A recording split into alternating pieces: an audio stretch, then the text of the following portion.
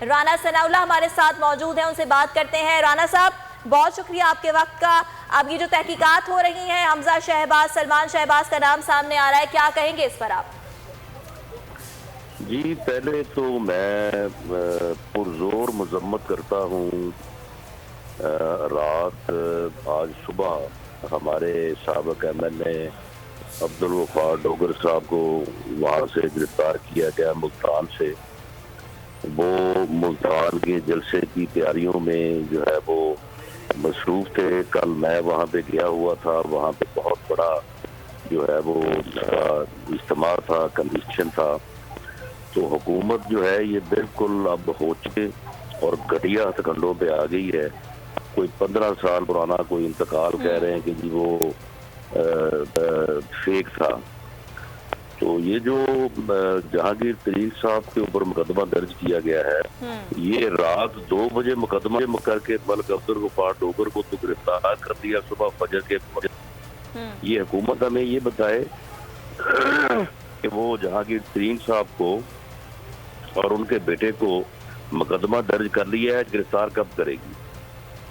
یعنی اپنے لوگوں پہ صرف ریفرنس جو ہے انکوائری جو ہے وہ شروع کی جاتی ہے اور اس کو بیلنس کیا جاتا ہے اپوزیشن کے لوگوں کو گرفتار کرنے سے۔ تو آپ سمجھتے ہیں کہ انصاف کے تقاضے پورے نہیں ہو رہے رانا صاحب؟ جی بالکل نہیں ہو رہا ہے۔ یہ میں آپ کو بتا رہا ہوں کہ کل 2 بجے جو ہے یہ ہمارا وہاں پہ پی ڈی ایم کے جلسہ کے لیے جو ہے وہ اجتماع تھا ورکرز کا۔ تو رات 2 بجے انہوں نے ملک عبدالغفار ڈوگر صاحب کے ایم ایل اے ان کے خلاف مقدمہ درج کر کے صبح ان کو گرفتار کر دیا۔ ایک طرف جو ہے یہ جمہوری بنے پھرتے ہیں۔ ٹھیک ہے رانا صاحب، ہو سکتا ہے کہ مستقبل میں ان کی گرفتاری بھی عمل میں آ جائے، تاہم ہم یہ بھی تو دیکھ رہے ہیں نا کہ جہانگیر ترین کے ساتھ ان کے بیٹے کا بھی نام سامنے آ رہا ہے۔ اگر جی وہ مستقبل جو ہے وہ کب آئے گا؟ میاں شہباز شریف صاحب کے لیے تو دوسری مرتبہ گرفتاری ہے، تو یہ مستقبل ملب جبہ والے جو ہیں، یہ جو بی آر ٹی پشاور وہاں پہ 150 ارب جو ہے وہ لوگوں کا ڈبو دیا، یہ چینی مافیا پچھلے جو ہے وہ 6 ماہ سے اربوں روپے لوٹ رہا ہے، ان کا مستقبل کب آئے گا؟ 10 سال بعد آئے گا ان کا مستقبل۔ اور اپوزیشن کے لوگوں کو جھوٹے مقدمات میں 15-20 سال پرانے مقدمات میں گرفتار کر رہے ہیں۔ ٹھیک ہے رانا صاحب، آپ کیا سمجھتے ہیں کہ یہ مقدمہ بھی جھوٹا بنایا گیا ہے، اس کی بھی کوئی حقیقت نہیں ہے؟ چلیں حقیقت اس کی ہے یا نہیں ہے، گرفتار کریں، حقیقت سامنے آ جائے گی۔ جو اپوزیشن کے ساتھ سلوک ہو رہا ہے، ٹھیک ہے، اس سلوک کو صرف مقدمے کے اندراج اور صرف انکوائری شروع کرنے سے تو بیلنس نہ کریں۔ ٹھیک ہے، اپوزیشن یہ چاہتی ہے کہ جو بھی مدعی مقدمہ ہے ان تمام لوگوں کو گرفتار کیا جائے اور اس کے بعد تحقیقات آگے بڑھائی جائے، تو پھر آپ لوگ اطمینان میں رہیں گے؟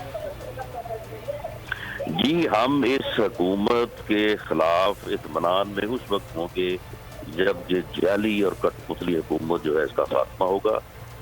یہ بالکل جو ہے یہ اس ملک کو ڈبو رہے ہیں، اس معاشرے کو تقسیم کر رہے ہیں اور یہ حکومت جو ہے نقصان دہ۔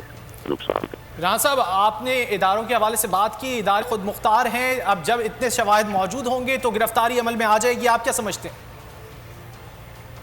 یہ کون کہتا ہے کہ ادارے خود مختار ہیں؟